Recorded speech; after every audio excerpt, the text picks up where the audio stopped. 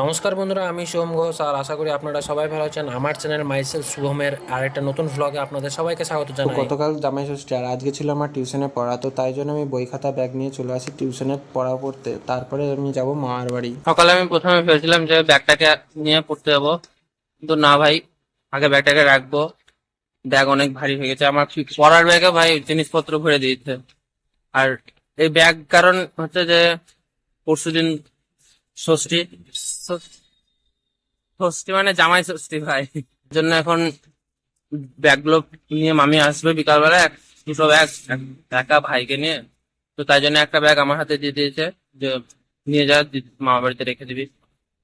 তো আজকে আমি মানে সারাদিন শনিবার দুবেলা পড়া থাকে বলে আমি মানে মামার বাড়িতে থাকি, খাই, যে বিকালবেলায় পড়িয়ে দিয়ে সন্ধ্যার দিকে বাড়ি যাই। তো আজকে কালকে থাকবো, তাই জন্য আগে থেকে চলে এলাম। জামা প্যান্ট তো মামি নিয়ে আসবে। তো বড় ব্যাপার হচ্ছে যে আমার মনি প্রথমবার ষষ্ঠী করতে আসবে জামাইকে নিয়ে, আর তার জন্য আমি খুব এক্সাইটেড ভাই। তো চলো, মনিও আসবে কালকে, কাল না আজকে, আজকে আসবে বিকাল বেলায়, তাই বলেছিল মনি। তো তারপর বাড়ি এসে দেখি দিদা ঘরের কাজ করছিল, মামারা ঘুমাচ্ছিল, তাই জন্য কারোর সাথে সেরকম দেখা না করে আমি ব্যাগটাকে ঘরে রেখে চলে যাই টিউশনে পড়া করতে। তো তারপরে টিউশন থেকে বাড়ি এসে দেখি রিকি পড়া করছিল, আর মনিকে আনতে যাওয়ার জন্য মামা স্নান করছিল, কারণ মনি একা একা কোথাও যায় না, আর মেসোর আসতে এমনিতে একটু দেরি হবে। এখন মনিকে আনতে যাচ্ছে, দেখো রেডি ফেডি হয়ে মিমি সাজিয়ে দিল। আমিও আছি। চিরিক কতিকার চিরিক কাকে বললো? এ হাত ধরে আনবি মনিকে। দিদা আমাকে বললো যে কিছু মুদিখানার বাজার করতে যেতে হবে, আর আমি বললাম যে তাহলে আমাকে দাও স্লিপটা কি কি কিনে আনতে হবে দেখি। তারপরে দিদা আমার হাতে স্লিপটা তুলে দিল, দিয়ে দেখলাম যে যে অনেক কিছুই কেনার আছে। তারপরে দেখলাম 1000-2000-এর বাজার আছে। তো আমি বললাম তাহলে ভালো দেখে একটা বস্তা দাও, তো বস্তাও হাজার কাছে এনে দিল, দিয়ে আমি চলে গেলাম বাজারে বাজার আমি করতে। দোকানের স্লিপটা আগে থেকে দিয়ে গেছিলাম, কারণ আমার বই কেনার ছিল। বইয়ের দোকানে থেকে এসে দেখি যে ওরা যা যা লাগবে সেগুলো বার করে রেখেছে। তারপরে আমি এসে ধুলাই নিয়ে বাড়ি চলে এলাম। তো মুদিখানার বাজার করাটা হয়ে গেছে দেখতে পাচ্ছ, আর এখন আমি বাড়ি যাচ্ছি। বাড়ি গিয়ে স্নান দান করে খাবো একটু, দিয়ে বিকালের দিকে মনিরা আসবে, তো তখন দেখাচ্ছে, চলো পাই। তো আমি মানে বিকালবেলায় পড়া ছিল, তো পড়াশোনা করে আমি এখন মনিদেরকে ফোন করে বললাম যে আসছি। তো এখন আমার সাথে মনি আছে দেখতে পাচ্ছ, আর আগে আমার মাম্মি যে হাঁটছে। তো লেটস গো। বাজার কি কি বাজার করবে বলো, শাড়ি, জামা কাপড়, কাকে দেবা বলো, কাকে দেওয়ার জন্য? সমস্যায় জামাই ষষ্ঠী।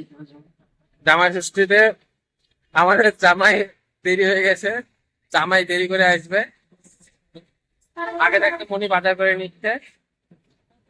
তো চলো বাজার থেকে। এখন দোকানে আমার মনি এমন শাড়ি কিনতে মানে পছন্দ করবে, দোকানে নাই প্রোডাক্ট, সব এতগুলো শাড়ি বার করিয়েছে, মানে তাও কম।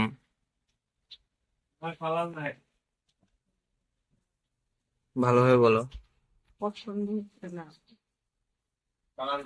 তো এবার আরো 4-5টা দোকান ঘুরবে যা বুঝলাম। তো চলো, দেখো উঠে পড়েছে, বাড়ি যাবে। কিনবা না নাকি? কিনবা না? পছন্দ হচ্ছে না।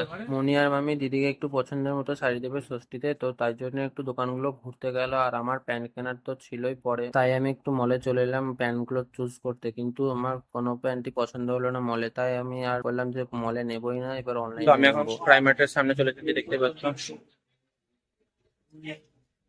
আর যখনই মামি আর মনির কিছু কেনাকাটা হয়, তখনই মামি আর মনি চা বাগানে আসে, দিয়ে দিয়ে ঘুরে ঘুরে বাজার করে। চা বাগানে টোটো করে আসবে, দিয়ে হেঁটে হেঁটে সব জায়গায় ঘুরে ঘুরে বেড়াই। তো আমি এখন ভিতরে চলে এসেছি। তো মনি আর মাম্মি কোন দিকে আছে কে জানে ভাই, আমাকে ফোন করে বললো আছে ভিতরে। ভিতরে কোথায় আছে ভাই? মনি আর মাম্মি ওইদিকে আছে, তো চলো ওইদিকে যাই। মাম্মি আমাকে বিলের লাইনে দাঁড় করিয়ে মাম্মি আর মনির মানি ডিসকাশন হচ্ছে, বিল পেমেন্টের টাকা পয়সা নিয়ে ডিসকাশন হচ্ছে। আর কি দেখছো গো তোমরা? হ্যাঁ? আর কি দেখছো? কিছু না? তাহলে ওইদিকে মুখ করে কি আলোচনা হচ্ছে? ঠাম্মি মায়ের কাছে যাচ্ছে। আমার ঠাম্মি করছে কেন আবার?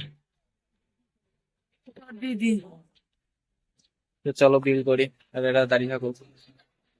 উনি একটু আগে বললো যে এক বেলার জন্য এসেছে, কারণ হচ্ছে যে মেসো নিজের ডিউটি থেকে আসবে, এখন অনেক রাত হবে আসতে, ডাইরেক্ট আমাদের এই বাড়িতেই আসবে। তো তারপরে কালকে ষষ্ঠীতে থাকবে সারাদিন, তো বিকাল করে চলে যাবে, কারণ মেসো আবার পরশু দিনকে মেসোকে চলে যেতে হবে। এটা হচ্ছে ব্যাপার, তার জন্য মনে থাকতে পারবে না ষষ্ঠীতে এসে। ওই ষষ্ঠীর দিনটাই থাকবে, কালকে থাকবে দিয়ে চলে যাবে। বাড়ি এসে দাদুকে জামা আর প্যান্টটা ট্রাই করে দেখতে বললাম কেমন হয়েছে জামা আর প্যান্টটা। তো তারপরে দাদু ট্রাই করে দেখলো। আমার মনি আর মাম্মি এতক্ষণে বাজার থেকে এলো, আর আমি খেতে বসলাম।